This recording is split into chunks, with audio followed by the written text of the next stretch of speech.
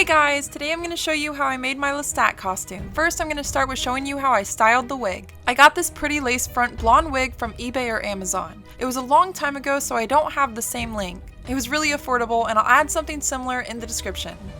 The wig is pretty long and very full so I start chopping off some length. I also cut upwards with my scissors to thin out the hair.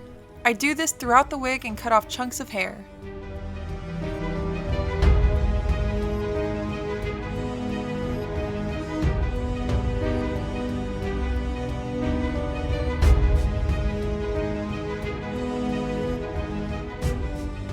I also add some layers in the front for the bangs and other areas.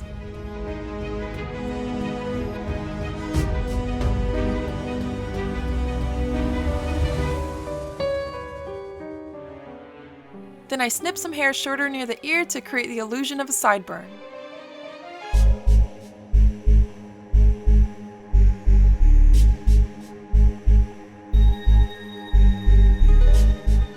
Next, I dampen my hair with a spray bottle full of water.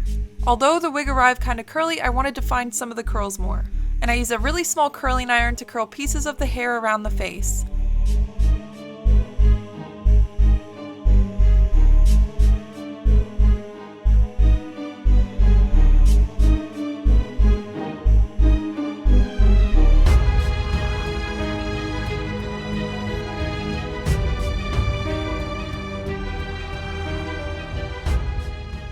Next, I mix some water with some brown acrylic craft paint to thin it out, and I work it into the wig. I do this to add more dimension and color to the wig and make it look more natural. I also brush the paint throughout the hair with a soft bristle comb to make sure it's thoroughly covered. I leave some strands unpainted just to add different shades of blonde throughout the hair.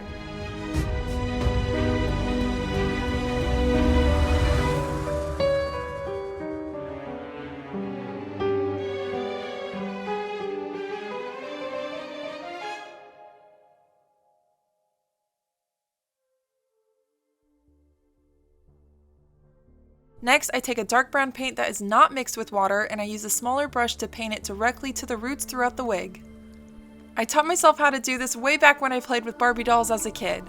I know some people are hesitant to put paint on their wigs, so I recommend doing a strand test under the bottom of the wig where you won't see it in case you mess up.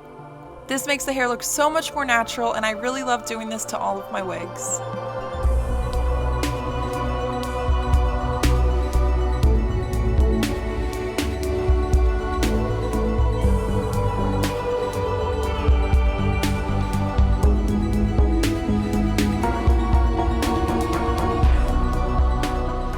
I go more into detail in my makeup tutorial about how I put on my wig.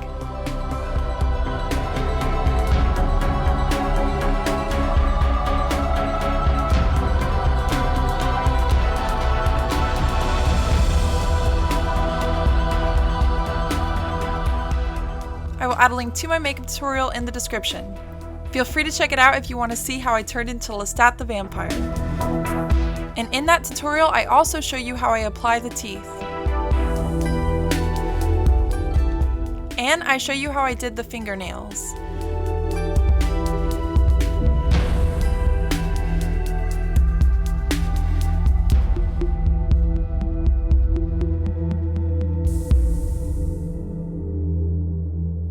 Now it's time to show you how I made the costume.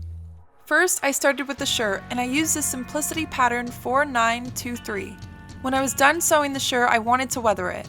I did this by dark washing it in a black paint and water mixture in a big tub. All you do is mix the paint thoroughly with water and make sure there are no clumps, then soak the entire shirt in it. After that, you just take it out and let it dry. The pants I just found at the thrift shop and altered them a bit. Any pants in the right color will work, but if you want to sew them, there are so many different pant patterns you can choose from, and most of them would work fine. To alter these, I added seams at the top front of each leg. Then I sewed buttons over those seams. Next, I made a vest from the same pattern pack I used to make the shirt. I only slightly altered it on the bottom to make it more accurately shaped. For this neck scarf wrap, I sewed strips of fabric that I ruffled and folded to each other. One strip goes around my neck and velcros in the back, and the other strip comes down from the center. It's nothing fancy, but it really gives a good effect and is easy to put on and take off, which is perfect for cosplay. I also dark wash this so it matches the shirt.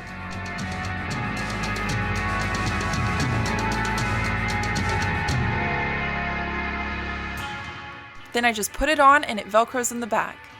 If you didn't know, I'm a big fan of Velcro when cosplaying because it's so simple and easy to get dressed and undressed pretty quickly.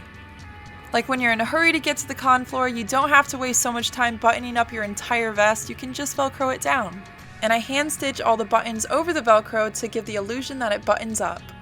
And look at that, quick and easy, and it does the job perfectly. Next, I put on the coat I made to pull the look together. So since this costume was made so long ago, I don't still have the pattern that I used and I don't remember exactly what pattern it was.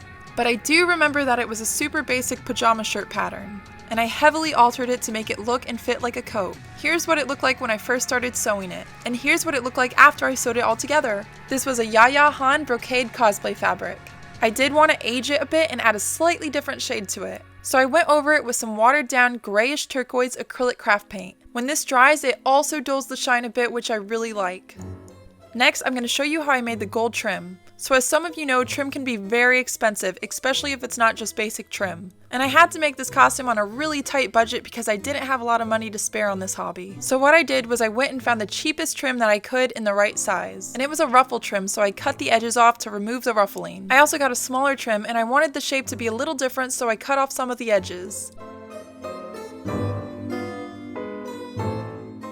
Then I went over the off-white trim with a bluish-black acrylic craft paint, slightly watered down.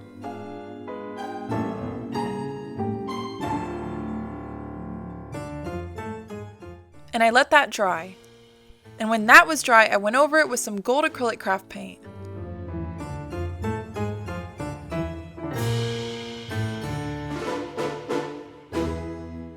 And I let that dry as well. Then, to make this trim not look so cheap and make it more defined, I repainted every detail with black paint. I needed a lot of trim for this jacket because it goes down the entire front of both sides and it's a long jacket. It also goes around the wrist of each sleeve. So as you can imagine, this was a very long and tedious process. But to me, it was so worth it.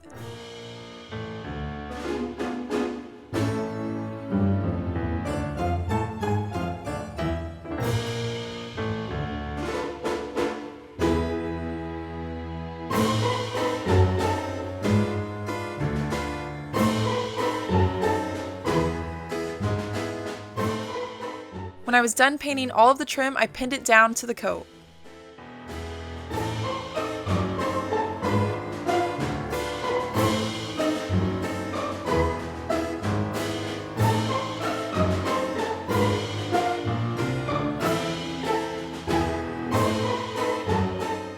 After pinning it, I sewed it down. Here you can see all the trim sewed onto the coat. As you can see, there are a little bit of sparkles in there as well.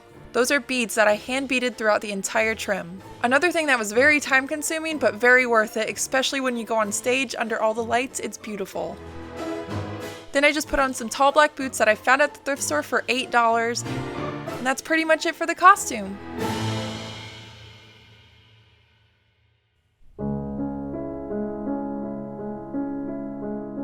I hope you guys found this tutorial helpful.